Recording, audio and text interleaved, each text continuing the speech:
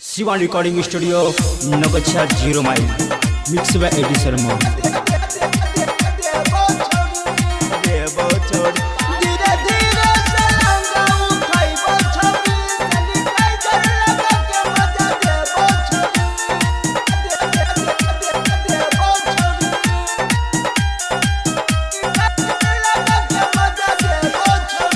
सोना के हमर गोरी छुआ दे चोली डोरी कुछ न हुआ देबोगे।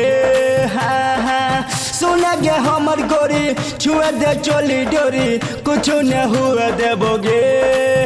धीरे धीरे सा लहंगा उठैबो गोरी सैनिटाइजर लगा के मजा देबो छोड़। धीरे धीरे सा लहंगा उठैबो छोड़ी सैनिटाइजर लगा के मजा देबो छोड़ी।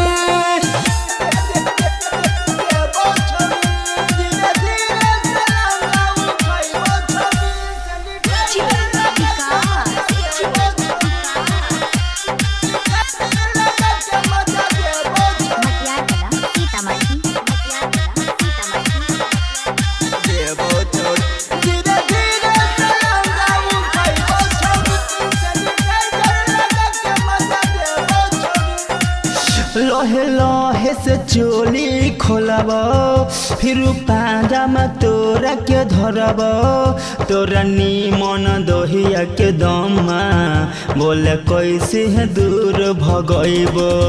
लोहे लोहे से चोली खोलब फिर पांजा में तोरा के धरब तोरा नीमन दोहिया के खांसी दम दूर से भगैब। सोना के हमर गोरी छुआ दे चोली डोरी कुछ न हुआ देबोगे। हाँ हाँ सोना के हमर गोरी छुआ दे चोली डोरी कुछ न हुआ देबोगे।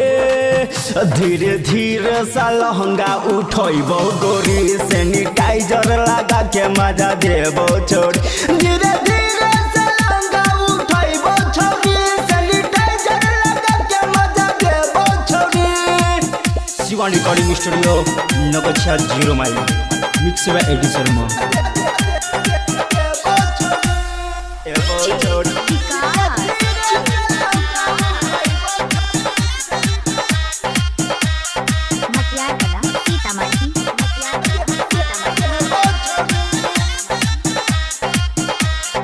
धीरे से लहंगा उठैबो छोड़ी सैनिटाइजर लगा।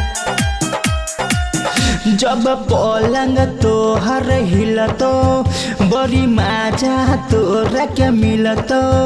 जब राइटर सुमो चिंगारी सब देखी के पूरा हंसतो। जब पलंग तोहर हिलतो बड़ी मजा तोरा मिलतो। राइटर मनोहर शर्मा देखी के तोरा के छौरी हंसतो। फिर से पांजा लेबो धरी सुताई लेबो भीतर सिलाई देबोगे।